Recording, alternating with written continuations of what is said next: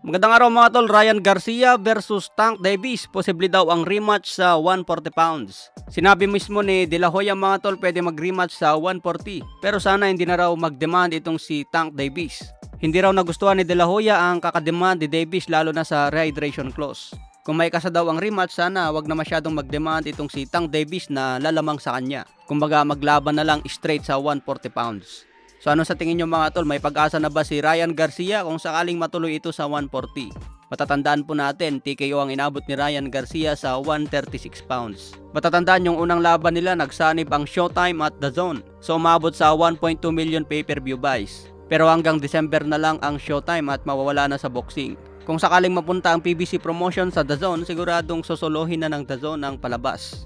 Sa ibang banda naman, Erislan de Lara na may hawak sa WBA middleweight belt. Posible raw makakalaban niya si Danny Boy Garcia sa December 9. So balak nga po ng Showtime na magpalabas ng huling laban bago sila tuluyang umalis sa boxing. So kasama nga po sa rumors sila Kit Turman, Danny Garcia at si Floyd Mayweather. Pero hindi pa naman sigurado yung balitang yan mga tol. Sa ngayon itong laban ni Danny Garcia at Erislan de Lara ang malapit sa katotohanan. So magandang laban ito para kay Danny Garcia, kung sakaling manalo dyan maging champion na ito sa middleweight. Pwedeng mapalaban itong si Danny Garcia kay Johnny Beck Alimcanala kung sakaling manalo siya kay Erislan de Lara. Pero hindi madaling kalaban si Lara dahil outboxer din ang galawan. Pero magandang comeback fight ito para kay Danny Boy Garcia. Samantala may kumakalat na naman na balita tungkol sa laban daw ni Floyd Mayweather versus Manny Pacquiao sa December 31. Sa ngayon mga tol, naghanap tayo ng kumpirmasyon tungkol dyan.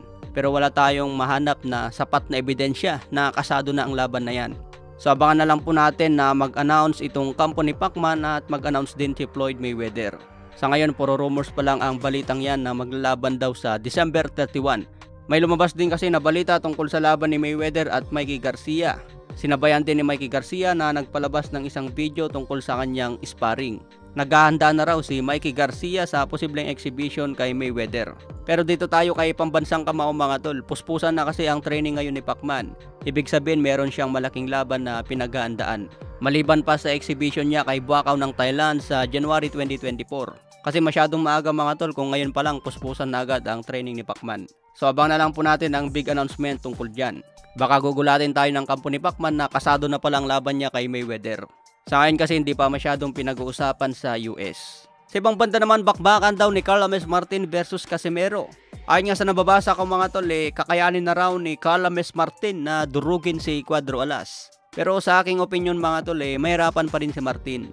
Andun na tayo sa magandang bakbakan sana yan sa super bantamweight. Pero tingin ko nakakalamang pa rin sa experience si Cuadro Alas. Kahit siguro lumamang si Martin sa conditioning at malakas ang stamina. Tingin ko mas malaking factor pa rin yung experience ni Cuadro Alas. Kaya abangan natin yung laban na yan mga tol kung may promoter na magkakainteresado sa laban.